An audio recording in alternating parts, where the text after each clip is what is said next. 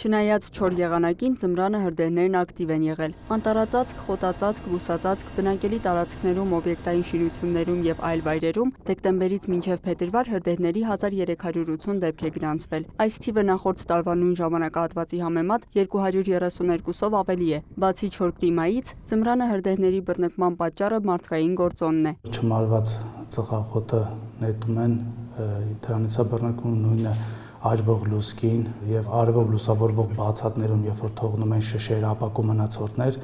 նաեւ դա է պատճառ հանդիսանում հրդեհի բռնկման։ Հայաստանում 2024-ին ընդհանուր առմամբ 5386 հրդեհ է եղել, 2023-ին 5502։ Միայն անտառային հողերում հրդեհների 13 դեպք է գրանցվել նախորդ տարի, այրվել է 13 հեկտար։ 2023-ին այդ թիվը 22 է եղել, այրվել է 63.9 հեկտար։ Հրդեհներն ավելի շատ գրանցվել են Սյունիքում, Տավուշում, Լոռիում, Գեղարքունիքում։ Փրկարծառայության ստորաբաժանումները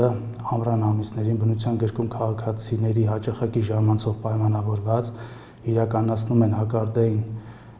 կանոնների պահպանման վերաբերյալ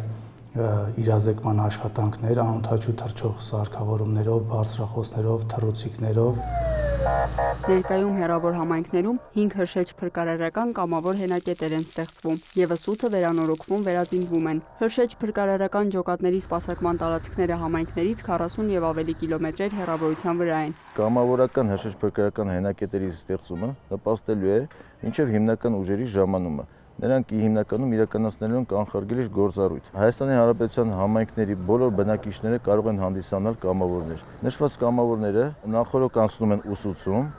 վերապատրաստում, որի արդյունքում որակավորում են որպես փրկարարներ, ստանալով փրկարարի դասեր։ Փրկարար ծառայությունից տեղեկացնում են կամավորական հենակետերի անձնակազմերը համալրված են համապատասխան գույքով եւ տեխնիկայով։ Լիանա Խաչատուրյան, Էդգար Դավթյան, լուրեր։